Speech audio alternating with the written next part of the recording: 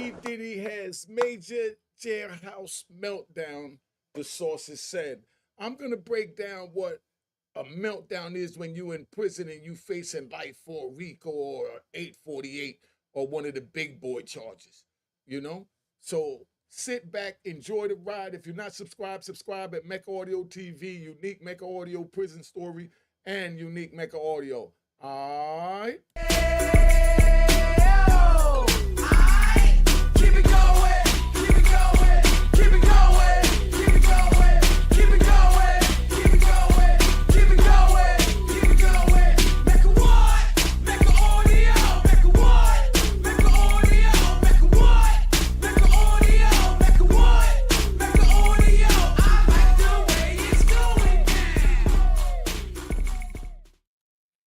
You know what it is. Unique Mecca Audio, man. We here. Check it out, Rob.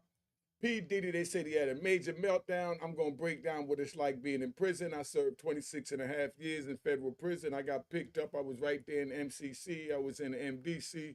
I was all that, you know, so you understand. And I was faced with all that. So I know what he's facing. So we're going to play this video. And as we play the video, you know, I'm going to give my commentary so you understand what it means in our terms so we could understand it, you know? All right, let's get this popping. Charges came down in September when a grand jury indicted Diddy, half a year after those federal raids were first performed on his homes. Since he was booked, Diddy has made several bids for bail, hoping to get back to one of those homes or an apartment on New York's Upper East Side. Just last month, Diddy's team officially put in its third attempt for his release, asking that he be put on house arrest. The defense originally wanted Diddy to be held on house arrest at his Star Island mansion in Miami, Florida, one of the places that was actually raided way back in March. But Judge Arun Subramanian shot that down pretty quickly, and it was decided if Diddy was granted bail, he'd be staying in New York, specifically on the Upper East Side in a 3-bedroom apartment. That bail would have come with a $50 million price tag and some major restrictions on Diddy's house arrest. Inside the apartment, there would be 2 live-in guards and another guard downstairs. Diddy wouldn't be allowed to access any phones or the internet unless it was used to contact his legal team. And on top of all of that, there would be a vetted list of people approved to visit Diddy, including his legal counsel and, of course, his family. Diddy's attorney, Mark Agnifilo, said there was a 0% chance that Diddy would be violent if he was released, and even called the bail package a, quote, very, very rigorous set of conditions. This part is wild. He said it was even more strict than the MDC jail. But Judge Subramanian, he didn't bite on that, and Diddy's bail was denied for the 3rd time. According to a report from the Daily Mail, that's why Diddy had a breakdown. A person close to him apparently said, quote, spending the holidays behind bars was a nightmare for him. If we're to believe all this, Diddy had a meltdown in his cell and begged the guards to take him to the hospital for observation, but... Can you believe this? They saying that Diddy had a breakdown in his cell and had the guards take him out. Diddy's in general population. General population means at 6 o'clock in the morning, they open the doors, they let you out, and you stay out till 4 o'clock on a weekday, and then they lock you in for 4 o'clock count. They call it in to Washington, D.C. Washington, D.C. get the call. They make sure all the inmates is accounted for from the amount of inmates they have in their accounting system in Washington, D.C. And once it's clear, it trickled down to the different regions, and then it trickled down to the jails, and then they say count clear, and then they open the doors up again about 4:30, and then you're out till about 10 o'clock. And you're watching TV, you're walking to the chow hall, or if they bring the food to you, you eat in the dorm because he's not walking to the chow hall. So, you know, they bring the food to the dorm where he's at, but that's how they let him out at 6 in the morning, count him at 4 o'clock, and lock him in at 10 o'clock, and repeat that cycle every day. So by the time you get in 10 o'clock, you watching TV, you working out, you know, you playing cards, whatever you doing, you studying your case, whatever you doing. You know, by the time you go in after you take your shower, you lay down and you just want to listen to some music to get a little couple of hours sleep so you can get up and do it all over again and start fighting, trying to hope that you wind up winning that thing and move forward. You know, I had to do that for 26 years. Every time I put in a motion, I prayed for the best You know, I mean, I hope for the best, but you know, I prayed for the worst. You know what I mean? Because all we have is hope. And I kept my hope alive for 26 years, and Diddy don't look like a weak man that can't keep his hope alive. He know he in a bad situation, all that. He wasn't raised in the hood. He was raised in Mount Vernon, yes, all of that. But he's still a man. I know men from Mount Vernon that came in the system that was raised the same place he was raised, and they survived and they went out, you know, with their honor intact, and they handled their own, you know. And he's a family man. Let's not forget that. He's a family man now. So, you know, all that, you know, that's what's wearing on him during the holiday season is being away from his children. Thanksgiving, Christmas, New Year, after you used to, you know, where y'all want to go, you know, for Thanksgiving? Oh, we want to go to the south of France in the, you know, French Caribbean, and we want to wear chancletas and flip flops. Forget what Unique Mecca Audio say. Gunshots to Unique Mecca Audio. We want to go somewhere and wear flip flops and chancletas. And they jump on their private plane or they get on their private $68 million yacht and they go. And this Thanksgiving, they're walking through the metal detectors of the MDC prison in order to see their father instead of flying to the south of France or sailing to the, you know, to the Mediterranean. You understand? While we stuck in the snow, wondering how we gonna get to work if we got enough on our token card, you know what I mean, to take the MTA. While we worrying about them things, you know, they worried about, you know, which yacht they're gonna take. And now they have to visit them in the prison to go through these metal detectors and these searches and can't touch them. One hug in, one hug out. I mean, this is where we at right now. So that's what's taking a toll on them. If that's what you want to call a meltdown, you call it a meltdown. You understand what I'm saying? That's just called a moment in our world when you enter into the prison. That's a moment. Diddy's having a moment for the holidays, not a meltdown for the holidays. Because once they put you in that little dorm setting where you come out your cell at 6 o'clock, 4 o'clock, and go in at 10 o'clock, and you around, you know, 60 other men. You understand what I'm saying? When you have someone to talk to, something to stand up and watch, someone playing chess, watch somebody playing coon can, watch somebody playing pinochle, spades, whatever. But you get to move around, and that freedom is just like being free, because it's when you're trapped in that little four walls and you let your thoughts get the best of you. You know what I mean? Because there's nowhere for it to expand out, because, you know, you shortened your breathing to stop your brain from thinking fast enough. You know, the reason why I know this, you know, and you know how I know this? I know this because when they locked me up in a hole in Southern State in phase one. I was in phase one in Southern State back in '85. While I was up in that joint, they put me in the shoe. And when I went in that hole, just the way it felt was cold and white. And there wasn't even no mattress. It was just a sheet they gave us. And it was a brand new prison. Well, that's what they gave me. So when I went in that joint, man, I laid down on that cold concrete. I felt like the walls was caving in on my head. I sat there laying on the cold concrete, feeling like the room is caving in, where I had to go to the door and breathe under the door to get my breathing back, to put oxygen in my brain, because I was letting my brain shut down by letting the claustrophobia get the best of me. And then my survival instincts came in and said, get some air, shoot some oxygen to your brain, Unique. So I crawled over to the door and I breathed under that joint. And as I breathed in, you know, the oxygen came in and, you know, hit my brain. Now the room got bigger and bigger. And then I grabbed onto a beautiful moment when me and my brother was chilling in the Bronx cutting up weed. My man Jeff to the left was coming over to see us from Jersey. We over there on Garden Street. Go get the book of Roaring Harlem. I speak on this in the Roaring Harlem. You know what I mean? At roaringharlem.com, and it's at Amazon. But now me and my man Jeff to the left, I'm laying down while I'm breathing under the door. I'm remembering, cutting up and packaging weed, smoking a chalice and just kicking it with the homie Jeff. You know what I mean? From out in T-Neck, they call him Lefty. But, you know, that's what I use to propel me forward. You know what I mean? To put some thoughts in my mind. And that's what's crazy is that he has enough thoughts in his mind to do 10 bids.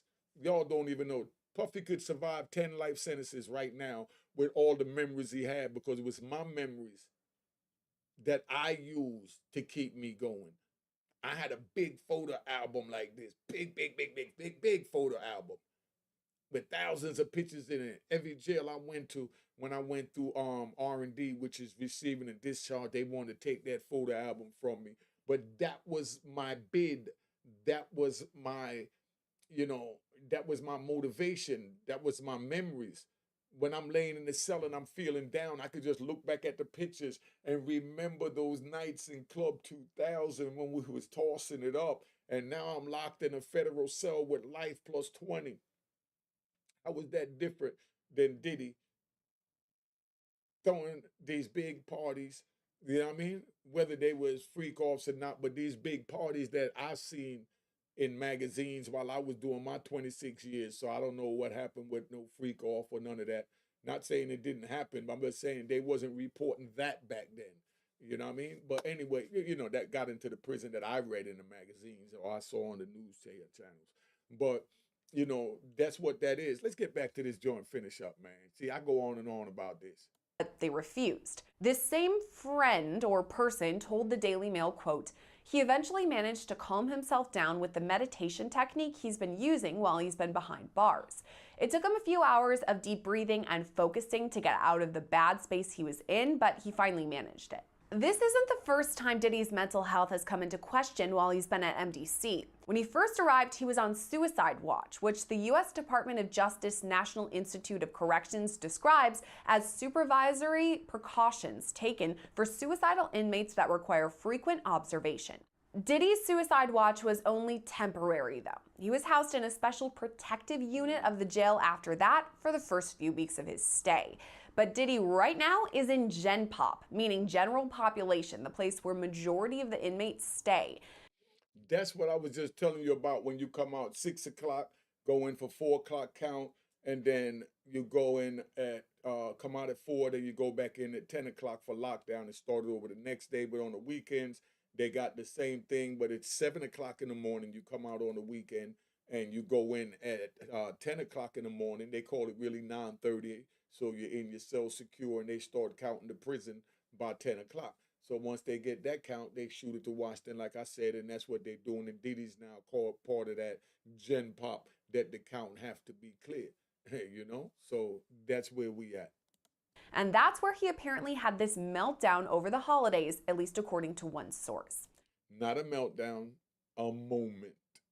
Another source, though, disagrees with all of this. They say Diddy is staying strong in jail despite missing his family a great deal at Christmas, which is a time he often spends with his children.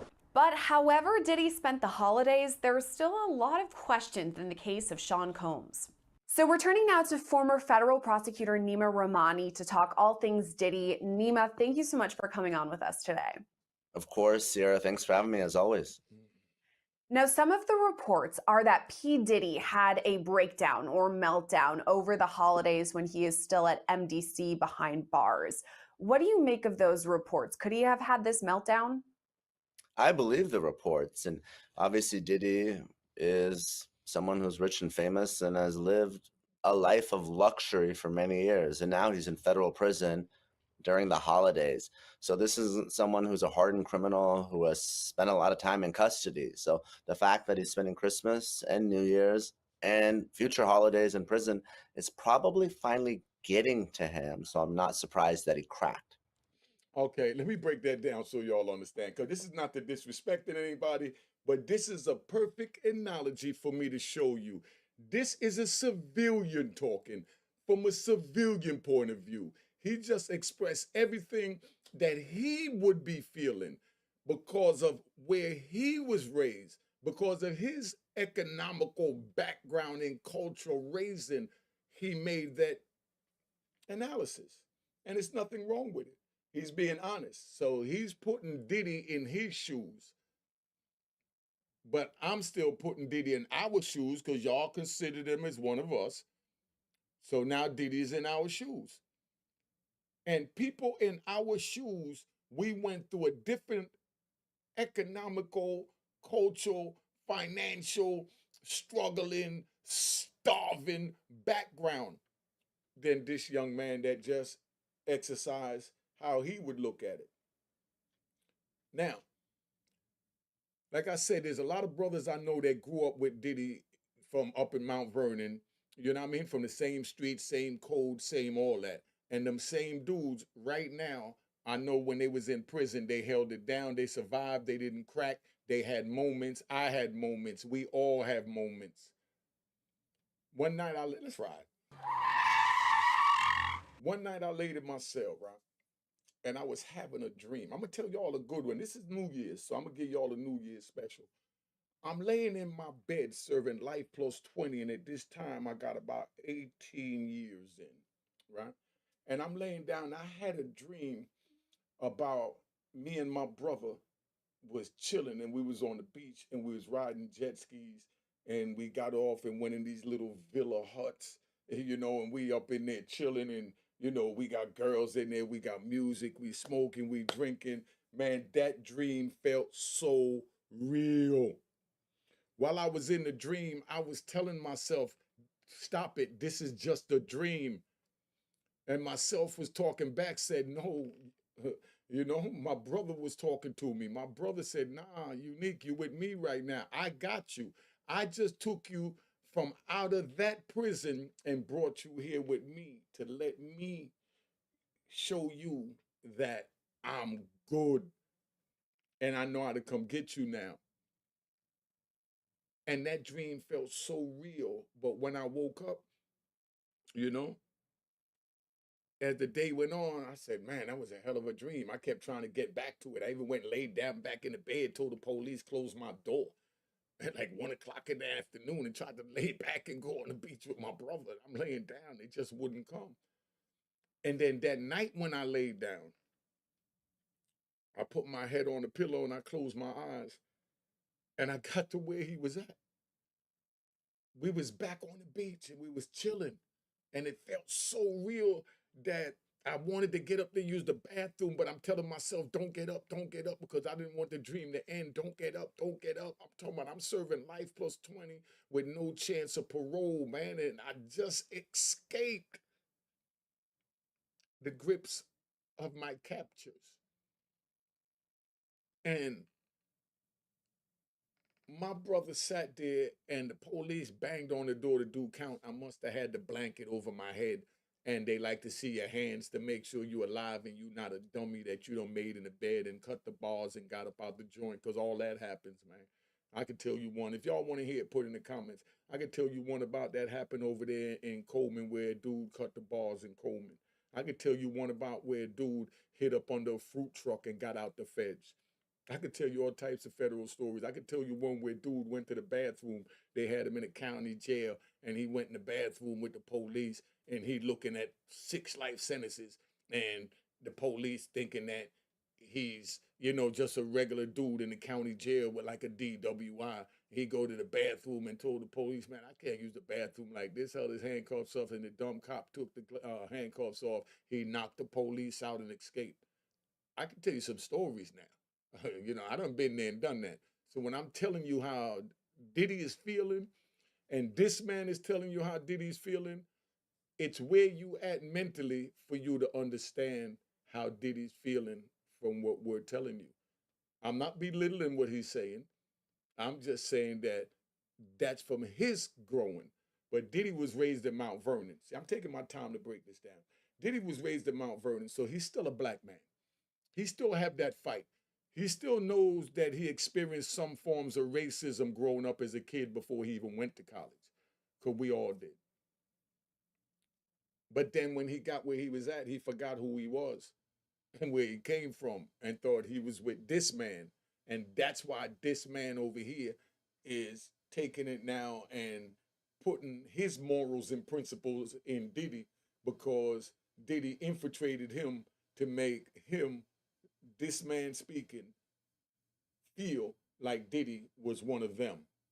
You know what I mean? So if y'all believe Diddy was one of them, then that means you're saying Diddy never broke the law, he paid his taxes, and he was an upstanding citizen. That's who's speaking on how Diddy's feeling, and that's what I find ironic, when I turn on this YouTube and hear certain people speak.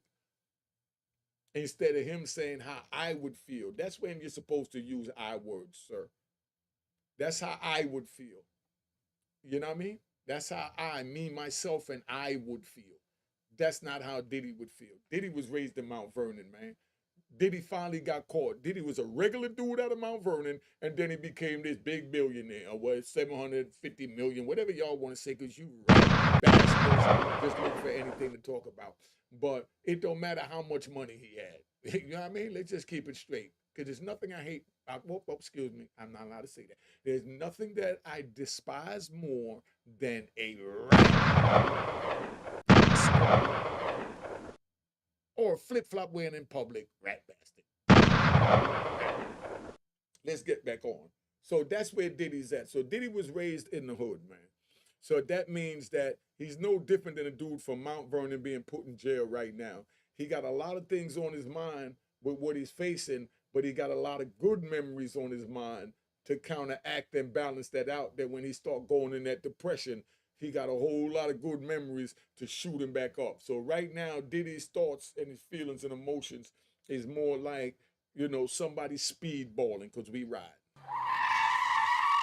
That's like somebody speedballing in the 70s, right? That's like somebody speedballing in the 70s and early 80s where they got cocaine and heroin they shot together. They shot the heroin so to bring them down so they nod. Then, the cocaine would kick in and it'll bring them back up. And they'll nod out from the heroin and they'll jump back up. And that's what Diddy's having right now, if y'all could understand that analogy, that he's in there and he's thinking, man, they want to lock me up for life and take my companies. They said that I, allegedly did these horrible things that I know that anybody that did those is supposed to, rot in jail. You know what I mean? So this is what's on his mind while he's stressing over that and he start going in that depression.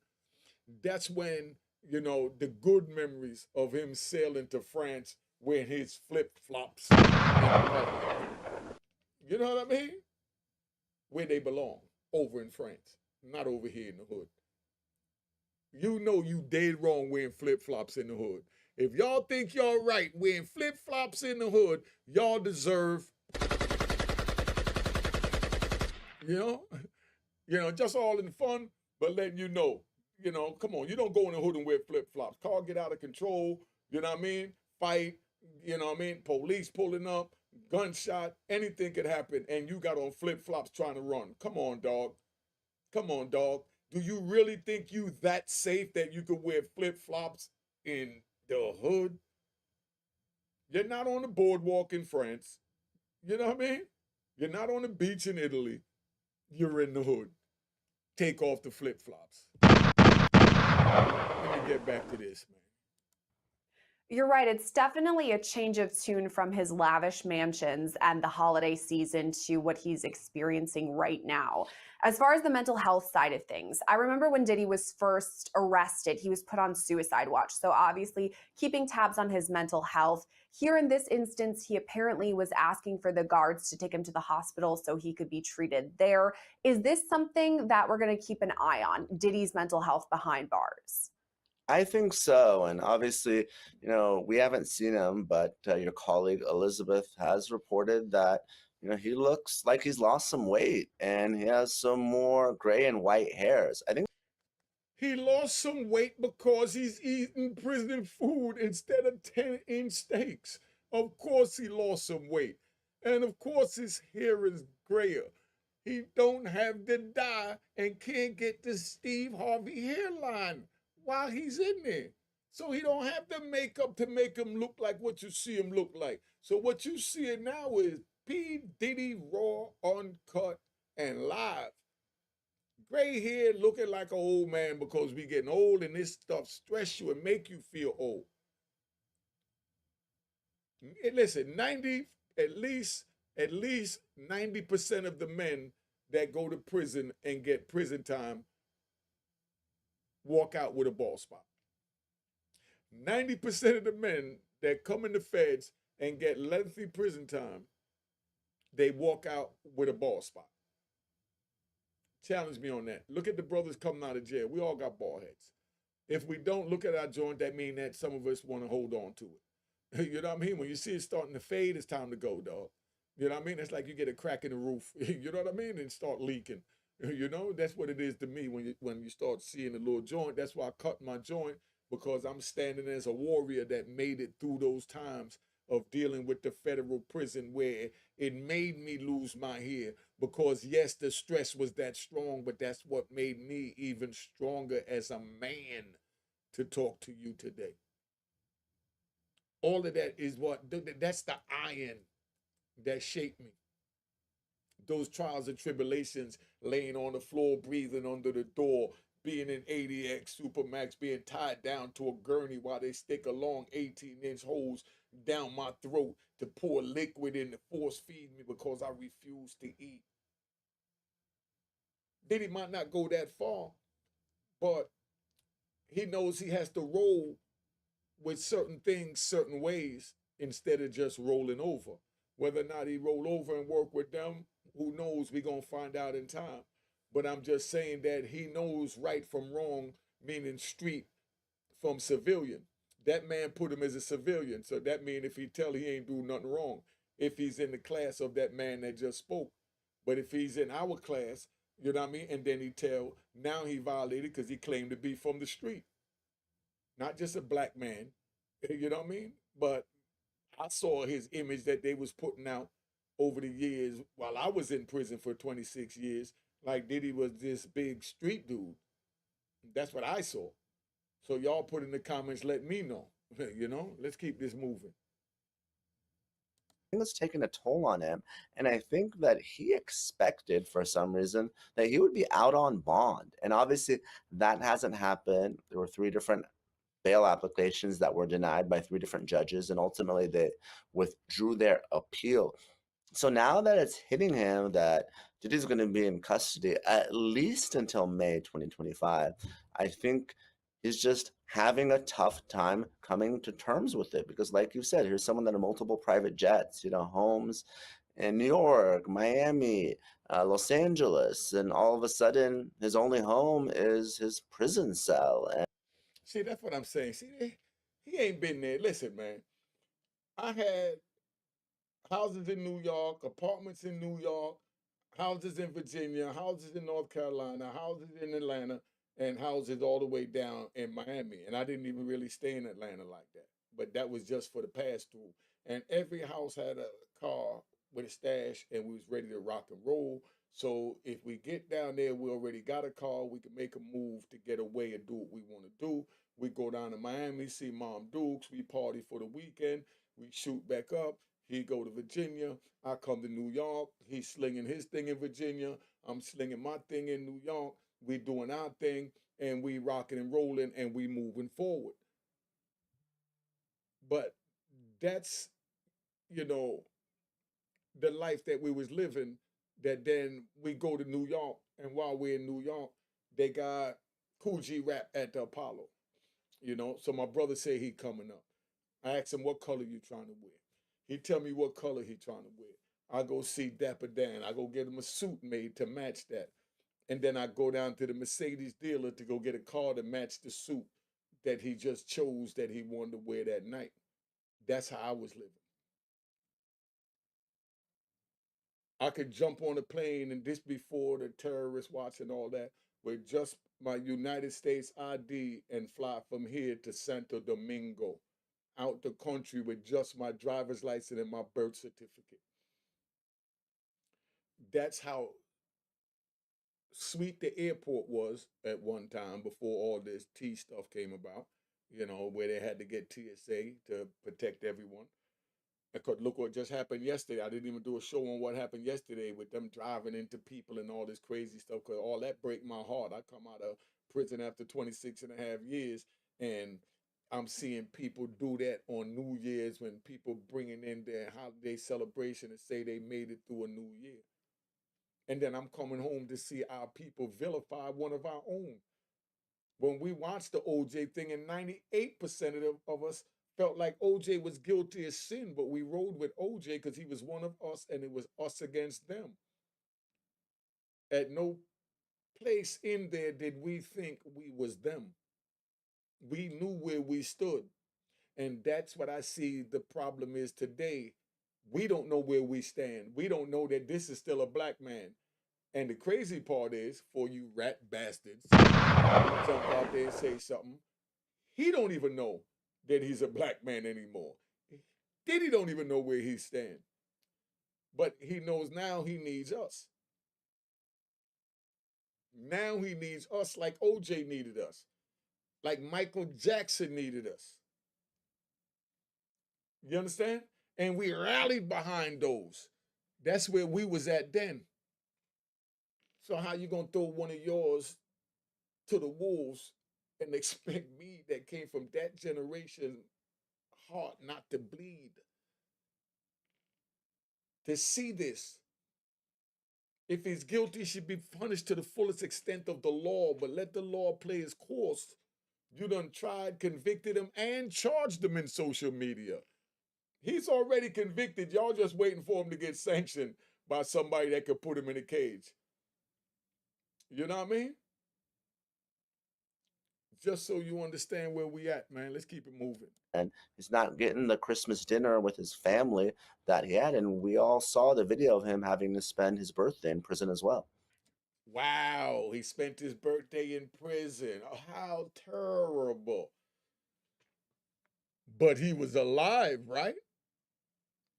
How many brothers and sisters didn't get to spend their birthdays because they lost their lives? Especially to gang violence, street violence, and all this violence that we're trying to prevent over here at Unique Mecca Audio. How many?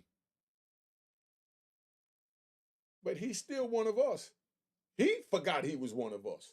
I'm going to keep that 100 because I don't pick sides, so screw you rat bastards. You know what I mean? But I don't pick sides. I just lay the real and I paint the picture for you to see it and you pick your side. Was Diddy a gangster or was he a civilian over here with this European that was just speaking on how he feels Diddy's feeling? Because he done adopted Diddy as one of them. Now Diddy's saying, I want to be back to being one of us, one of y'all. You know what I mean? That's all that's happening, man. You know? But at the same time, we don't turn our backs on our people, man. They don't turn their backs on theirs. Name another race that turn their backs on their people. Please, somebody put it in the comments. Name another race that turn their backs on their people and another race you see on YouTube doing the stuff that you see us doing to each other on YouTube. Tell me another race. Put the link in the thing so we could all go check them out and get them some views too, because that's just entertainment, just like this crap is entertainment. This is not law. Let them go through the process of the law. Know that this is entertainment. Send me on the other race that's eating out their people back like us is doing. And I'm going to go watch it, subscribe, hit the notification bell, and the thumbs up. All right, let's keep this thing moving. I can't get it no realer than that, man. I know I'm shocking y'all and scaring some of you rat bastards, but you know, you all who you are. You talked about the bail that had been denied 3 separate times, and a lot of people are saying maybe Diddy did have this meltdown because he expected at this point, heading into 2025, he would be back at home, at least on house arrest. You also mentioned how his team has withdrawn their appeal. Why do you think that is? They just kind of accepted that Diddy's going to be in jail until at least the jury trial? I think they saw the writing on the wall and the fact that, Judge Subramanian would probably be the best judge just because he's a Democratic appointee. He doesn't have a criminal background as a defense attorney or a prosecutor. So here's not someone that has a really pro-prosecution perspective. He considered this bail application for 2 hours and he still denied it. And normally when a district judge or a magistrate judge hears a bail motion, it's a de novo standard, which means for the first time. That means the previous applications The denials, they don't have any precedential impact. But when you go up on appeal, Sarah, that changes. An appellate court can only reverse a lower court's decision on bail if it's an abuse of discretion. So they really have to defer to that lower court. So the chances of the bail application being granted on appeal were less because of the different standard. And also, All right, hold up. Before he go on with any more of this crap, let me clean it up so y'all understand. A lot of legal jargon. I should have been paused it, so apologize. But check it out, Ron. All they're really saying, because I break the law down, that's why my Cash App is going to be on the screen. That's my Instagram right above my head. Follow me. And they go to Cash App, hit the icon, make sure it says it was created in 2020. But check it out. Let me get back to where I was at, because that's how we ride at the Mecca. He's saying that Diddy, you understand what I'm saying? And I done lost my thought because he just said so much crap. You know what I mean? And I'm not trying to disrespect it. That was a bunch of crap. Just let me get my thoughts together here with what he was talking about. He was talking about, why Diddy's bail was denied and why Diddy didn't file a third bail. Thank you. You should have told me. You're listening. Anyway, y'all could have put in the comments and reminded me if you know where I'm at. But anyway, so why his bail was denied a third time and why he didn't go to the appeal and he cut the appeal short. He cut the appeal short because Diddy knew he screwed up as a man. The judge told him, I'm looking at granting you this bail. I done let you go get private investigators and assistants to go find an apartment in New York City that you feel could be used as an institution to confine you. And you also took your money to pay people to design that and show the structure and setting and everything else. And I'm really thinking about giving you bail. Let me think about this. Give me a couple of days. That's what the judge told him. And then here goes Diddy with his smart ass. Right? The prosecutor said, but Your Honor, he's using his tablet and threatening witnesses and circumventing other people. And we think that that's what he's doing with his tablet. And that's what the problem is. So the judge said, okay, I need 2 days to think about this. Mr. Combs, what do you got to say about that? Can you stay off the tablet for 2 days? And Puffy said, hell yeah. Matter of fact, I'm not even going to use it. You know, in 2 days, you're going to let me know if you're going to release me? Oh, round of applause to you.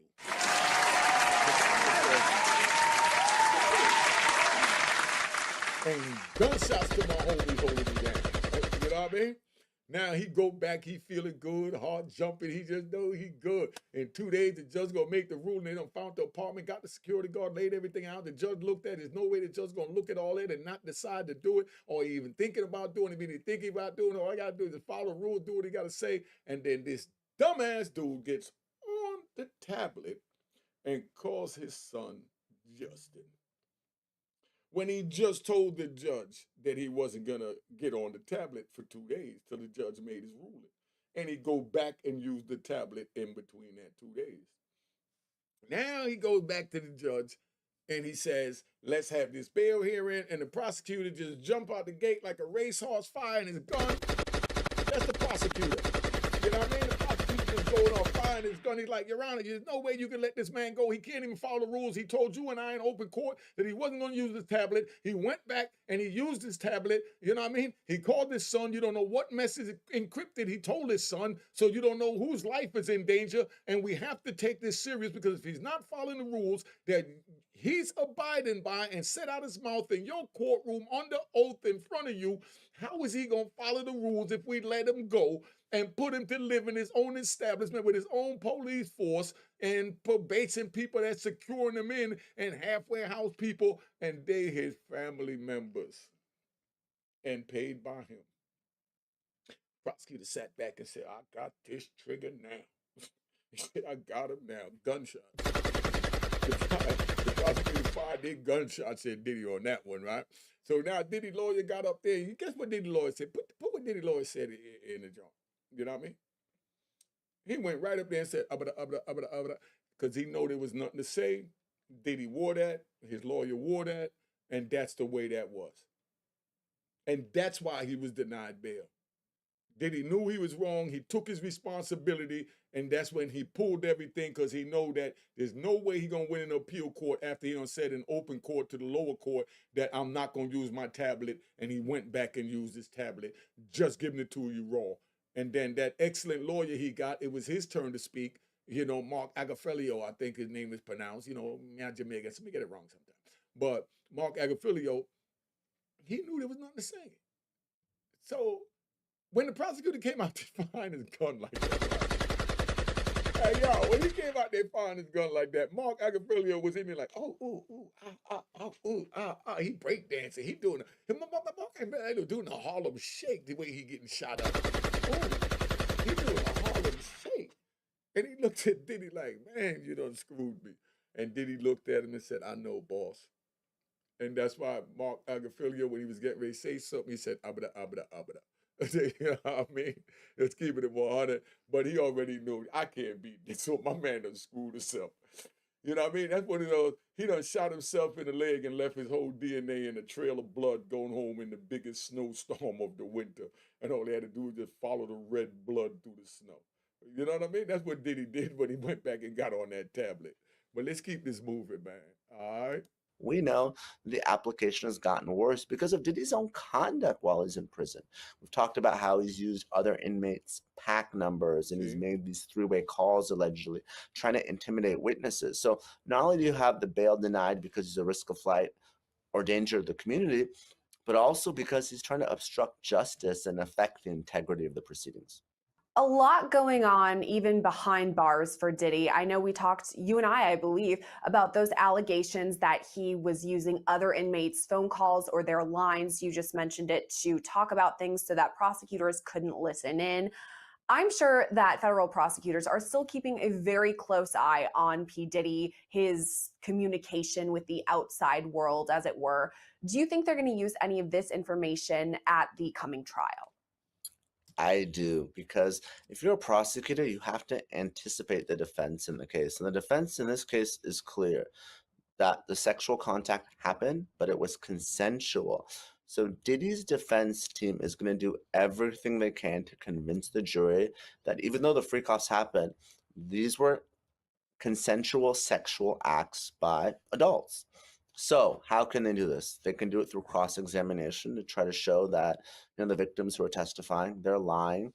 They can try to pay off the victims, either through an outright bribe or a civil settlement. I'm not accusing anyone of doing anything, but these are all possibilities. The government has raised the possibility that Diddy's trying to intimidate the witnesses so they change their testimony, because obviously we know it doesn't matter what the victims say in their civil complaints or what they told the FBI or prosecutors. They have to take the stand, testify, and tell the jurors the exact same thing. So if these victims go sideways, either before or during trial, that really helps Diddy and the defense team. All right, see that's what I'm saying, right? Let's take this up here because we got this fly system. I want to thank you. We're gonna take this into Diddy's jail cell, right? So this is Diddy's jail cell. What they're really saying, right? So you understand. This guy's talking from a civilian point of view to you, and I'm talking to you from a street point of view. If you're claiming Diddy is one of you, there's no way that you're supposed to want to turn Diddy over to them. If you feel you're one of them, meaning a civilian, you know what I mean? Then that means he's not one of you, so screw him. But make sure you're not breaking the law in the process. Because once you break that law, it's the same way they said back in slavery, one drop of black blood makes you black. One crime makes you a criminal, whether you get caught or not. Diddy's getting ready to go fight for his life right now. Diddy could be your brother, your cousin, your friend, your whatever, but you know him as this big mogul and superstar, and that's where it's at. So from that, you're putting him up here like in another sphere, and you just want to pull him down, is the way it's looking to me. I may be wrong. Somebody tell me, please put in the comments. Been up here long enough. I can talk all day because I'm really having a good time just watching this and just kicking it and reminiscing about this big ass photo album I traveled around, went every prison with, man. They tried to take it everywhere I went, but nowhere would I let them take that photo album, because during those holidays like Thanksgiving and Christmas and New Year's that Diddy just experienced, I'll pull out those pictures and I look at it. What y'all need to do is find out Has Diddy been getting any pictures? And I bet you he's been getting pictures because he get a chance to look at the evidence. But when he look at those and even the evidence, it ain't got to be personal pictures.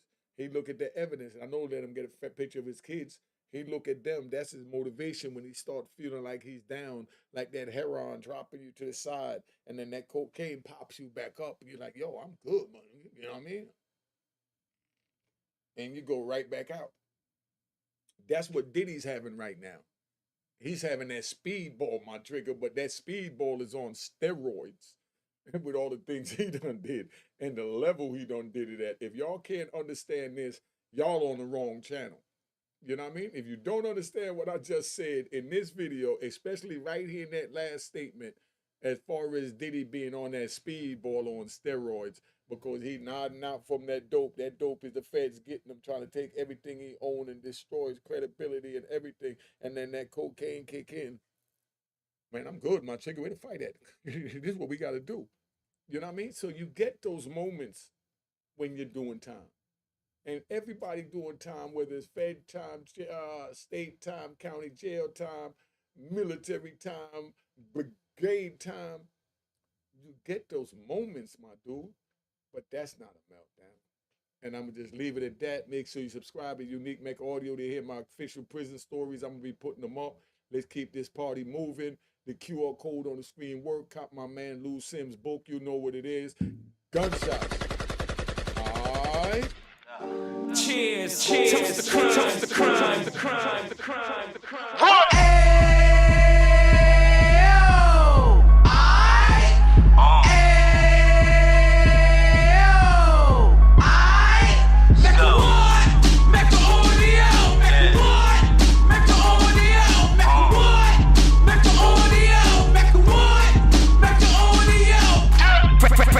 Can of 26, he back on the strip, getting back in the mix. What he mentions a gift. You stand up 10 toes down, and I suggest you pay attention to this.